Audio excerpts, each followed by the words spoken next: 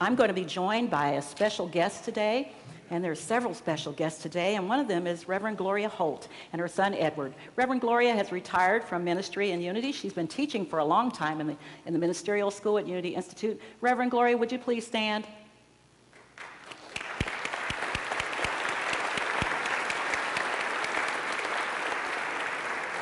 When I was in ministerial school, Reverend Gloria was one of my mentors at Unity Southeast Church in Kansas City, where she was the minister.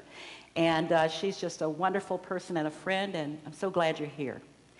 I'm doing something different today. I don't usually sing, except solo. You can't hear me. I'm a soloist, and so I'm going to invite my friend Stephanie Bland up. Stephanie normally sings with us on the Wednesday service, and Stephanie is now going back and forth to Unity of Houston. She's so good at what she does that Michael Gott has hired her, so she teaches music in the Kansas City schools, and she travels to Houston about every other week. So I just happen to have her here with us this week. Thank you, Stephanie.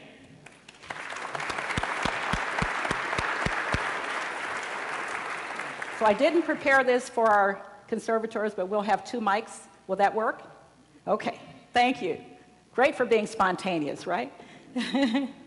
Okay.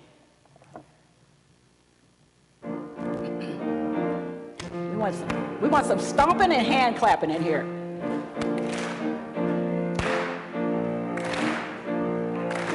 I got up this morning saying, God is so good.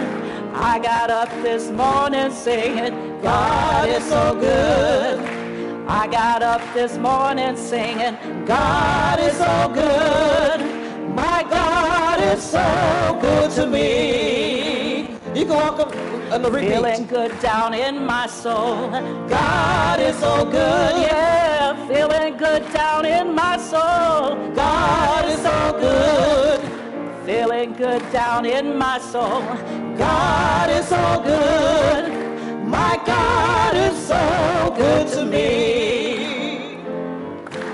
In my time of triumph, God is so good, yeah. In my time of triumph, Lord, God is so good. In my time of triumph, God is so good. My God is so good to me. Every day in every way, God is so good. Every day in every way, God is so good. When I take the time to praise the Spirit, God is so good. My God is so good to me. Every day in every way, God is so good, yeah. Every day in every way, God is so good. Every day in every way, God is so good. My God is so good to me.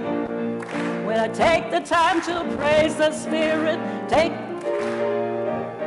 when I take the time to praise the Spirit,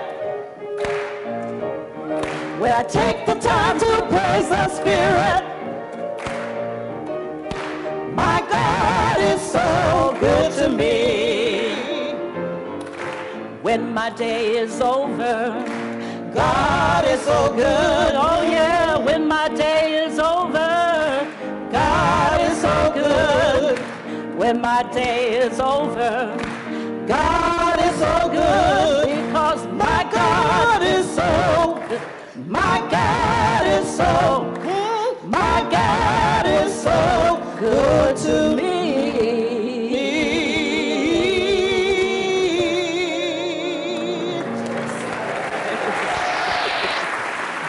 Oh, thank you.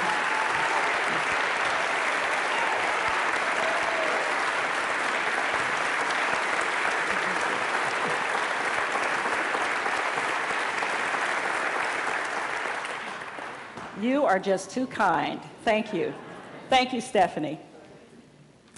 When I was about 17, a man came to Sumner High School where Carol Bradstreet, I don't know if Carol's here, but where Carol was teaching. She was one of the teachers at Sumner. And he said to Mrs. Graves, I need your best secretarial student. And little did I know that I was it. I still take shorthand. And if you ever sit next to me, you'll see me scribbling on paper all the time. And I learned to type in 7th grade, so I was a really good typist. So Meeks, White, and Wallace, a small law firm in Kansas City, Kansas. You may remember the name Judge Cordell Meeks. He later became a judge. I worked for their law firm at 17. I learned how important it was to take verbatim notes. I was grilled. If you get one word out of context or missed, you can throw a case. One day, I was in the office witnessing one of the attorneys grilling a client who was going to be testifying the next day on his own behalf. And the attorney said to the client, now you do understand that you're going to be told to place your hand on the Bible, and you're going to be asked, do you swear to tell the truth, the whole truth, and nothing but the truth? And the client says, yes, I understand. The attorney said, do you understand that what will happen if you don't tell the truth? He says, I think I do. We'll probably win the case. Now, no offense, I know some of you are lawyers. Your job is to represent your client. I heard a story about a judge who noticed a witness who was extremely nervous, and he was trying to get her to calm down, and he said, you seem to be in a lot of distress. Is something the matter? And she says, well, Your Honor, I swore to tell the whole truth and nothing but the truth, but every time I do, some lawyer objects. You might remember the movie in the 1990s, A Few Good Men. Many stars, Demi Moore, Jack Nicholson, Tom Cruise. And you might remember that Tom Cruise was a judge advocate. He was a young judicial advocate for the military. And he was interrogating the character that Jack Nicholson was playing. And he said, I want the truth. All I want from you is the truth. And Jack Nicholson said the most important and famous words of that whole movie: you can't handle the truth. How many of you know people who can't handle the truth? They wouldn't know truth if it slapped them in the face. And often it does. So during this Lenten season, this 40 days of anticipation, of preparation for Easter, 40 days of Jesus knowing what was coming. 40 stands for, it's symbolic, it stands for completion and preparation for what's to come. So during this 40-day period, there was a lot going on. And toward the end of the 40 days, Annas was asked to adjudicate the truth. Now, most of you probably heard the story that Jesus was on trial, but actually Jesus wasn't on trial. The truth was on trial. Jesus said, I am the truth. And they didn't understand, what does that mean? How can a person be the truth? I am the way, the truth, and the life. So Annas didn't like this. He said this was against Jewish law. So he was trying Jesus on 6 things in one day. 3 religious laws that he claimed were broken, and 3 legal laws, or 3 laws that he felt were broken, the man-made laws. And in this trial, Annas did 3 things to break the laws. First of all, he had the trial in his home. Now, how many of you know of a lawyer or judge that will have a trial in their home? And second of all, he tried to induce truth with self-accusations. He led the witness, so to speak. And then they said he struck the defendant. He struck the truth. Just slapped the truth right upside the head. He had already convicted truth of wrongdoing. Now, truth is truth. There is no wrong to truth. If it's truth, it is. And in unity, there is the small t truth, which is our little truths that we believe, that we come to believe over time, that we're taught. And then that leads us to the big T truth, the absolute, which Charles Fillmore, co-founder of Unity, says is the allness of God. That is the absolute truth. Those principles that we know are infallible. They can't be changed. We read about that in Psalm, the 100th chapter, the 5th verse. It says, truth endures through all generations. So even though times have changed, we've got technology, we're moving very quickly, things are different in our day than they were in our parents' day, the truth has not changed. And yet it was truth that was on trial about 2,000 years ago, and we still try the truth, don't we? So Annas didn't succeed in his efforts. He got a little frustrated, and he decided he needed to take the truth to a higher court. So he takes it to the reigning high priest, Caiaphas, which happens to be Annas' son-in-law. Now, Caiaphas broke 7 Jewish laws in trying the truth. He brought in false witnesses. He bribed people to say that they saw something that wasn't true. He bribed them to speak against the truth. He held the trial in secret and at night. I've been called to serve on juries many times, but never at night. And you know, this is where Judas kind of gets involved with the money, the 20 pieces of silver. He bribes him. And he had no representation for the truth. Now, you know that when we go to court, if you're in some kind of a difficult situation, you're supposed to have a representative, someone on your side, maybe an attorney, an advocate. But they didn't do that for truth. He didn't meet the requirements of 2 to 3 witnesses. They had no witnesses. There was no crime committed. There was no law broken, but they were going to make up something. They used self-incriminating testimony. They asked questions where only the truth could be answered, but they couldn't handle the truth. And then, in that same day, all this happened in one day, they sentenced him, the truth, to the death penalty. In one day. No jury of truth's peers. These were not truth's peers. They couldn't handle the truth. They were used to lies. They lived in lies. So Caiaphas decided that wouldn't hold up in the higher court. He would make up something else, blasphemy. Truth said that he is God incarnate. Not just the Son of God, but God incarnate, God in the flesh. Well, that's blasphemy. And I know the higher court won't stand for that. So a third trial took place the following morning when he summoned the Jewish Sanhedrin, like a higher court, because truth had to be destroyed at all costs. Truth was getting in the way of people doing what they wanted to do. Scripture tells us, you shall know the truth, and the truth will make you free. You shall know the truth, and the truth will make you free. What does that mean? All of us know some truth, right? All of us have experienced some truth. It's true that if you arrive here at 10:30 on Sundays, you'll get to participate, and you sit here, you'll get to participate in the Sunday service. It's true that last week, was it last week when we set the clocks back, or the week before, if you didn't set your clock back, you weren't going to get here at the right time. It's true, even though that's a man-made law to change the time, that there's daylight savings time. It's true that we wake up in the morning.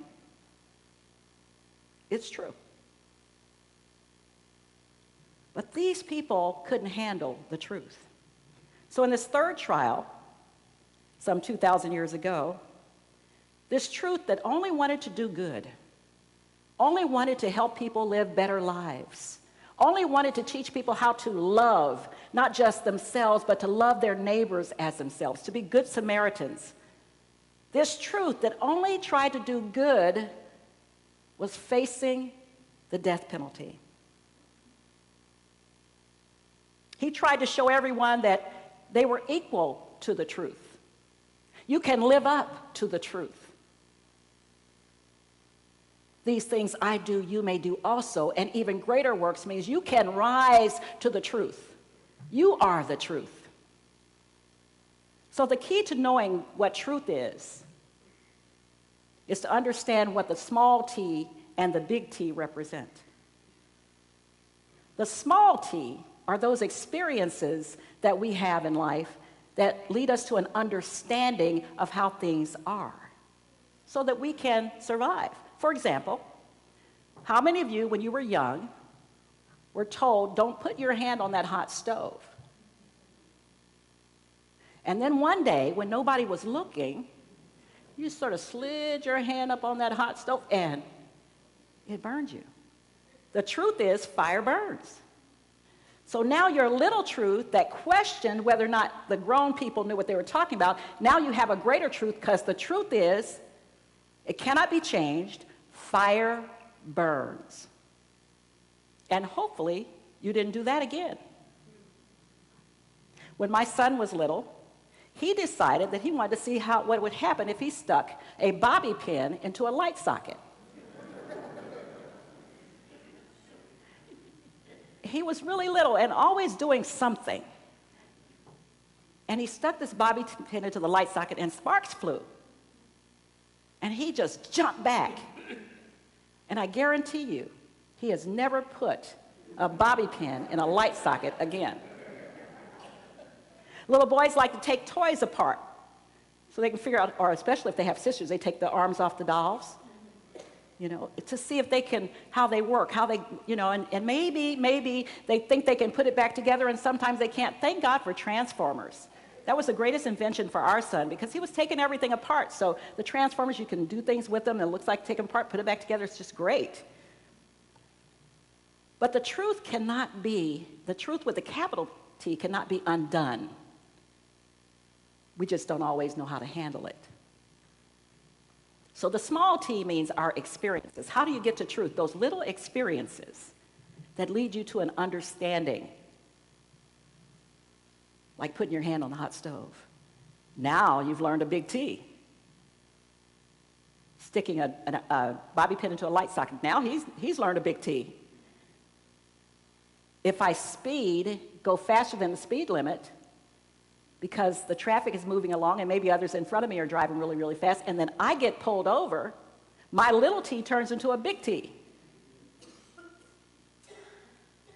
So the capital T, Charles Fillmore talks about, is the absolute truth. The little t is the little things you do in life experience to get to the truth. Years ago, Rocco Errico, an Aramaic scholar, came to talk to us about Aramaic interpretation, which is the language that Jesus spoke. So in our translation of Scripture, we've translated so many times in Greek and Latin and so many languages to get to English, a lot of the translation was lost. But in the Scripture that says, you shall know the truth, and the truth shall make you free, is not the same as knowing your alphabet. Now, when you learn your alphabet, you learn 3-letter words. You learn to put the C here, the A here, and the T here. You know what that says. But next to it is a picture of C-A-T, cat. In the small t, you don't always have a picture of the experience. You have to experience it. Does that make sense? And when you have experienced some things, then you get to a bigger T. Then you know the real truth with a capital T, and it's that knowledge of the truth that will set you free, that will keep you from putting your hand on that hot stove. Because you know that there are some laws that cannot be changed, and that's the truth. So when we experience our own truths and open our minds, we find those lead us to greater understanding. We have greater personal freedom, peace of mind. So that's what we're all searching for. We're all here every Sunday, and some throughout the week, because we're looking for the truth. You can't find the truth out there or over here or in here. The truth is in you. And it takes discernment. It takes experience. It takes some ups and some downs for you to get to the truth. How many of you had aha moments where the truth finally was revealed and you go, where has this been? It's been right there all along. But you had to have some experience behind you before you could understand and recognize the truth. You can handle the truth, but you got to know how to find it. So this is a bad news, good news story. The bad news is, after that trial, that third trial, Pontius Pilate, before the trial, Pontius Pilate's wife said, "You're about to convict an innocent man." Somewhere along the line, she had a revelation of capital T truth, but he couldn't handle the truth. He just knew he had to do his job. And all he had was circumstantial evidence, but it was all that he had. And he used that circumstantial evidence to fulfill a prophecy that had been told in the Old Testament generations before. He fulfilled a prophecy not knowing it. But sometimes we stumble on the truth. And so you know the bad news story. Jesus is tried and convicted of something he did not do. No law, that he had never broken any laws. He had never broken any commandments. He said, "I did not come to eliminate, to destroy the laws and the prophets. I came to fulfill them." And to fulfill those laws, one universal truth still stands, and that is love. That is the fulfilling of the law. But they couldn't handle that truth. So they crucified him. And when the revelation came that they had destroyed truth, but truth could not be destroyed, imagine, now some of them never even got the truth, the capital T. But those who did, imagine how sorry they might have been. But now, the good news is, they now had the absolute truth. They now knew the truth, and it was that truth that would make them free. According to history, Eusebius, he was the historian and bishop of Caesarea. He says that Pontius Pilate, who condemned Jesus to hang on the cross, ultimately committed suicide himself, which lets you know that ignoring the truth never leads to a happy ending. So, what is your truth? What do you consider truth? And do you question it? It was either Aristotle or Socrates, I don't remember which one, but one of them said an unexamined life is not worth living. And that's how we get to the truth, is to continue to ask ourselves the questions, as if we are interrogating the truth right before us. So I want to leave you with this poem I read a long time ago that I dearly love. It helps you to focus on, how do I discern truth?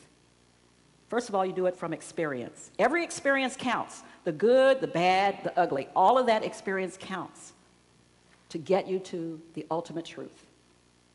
You're writing a gospel, a chapter each day, by the things that you do and the words that you say.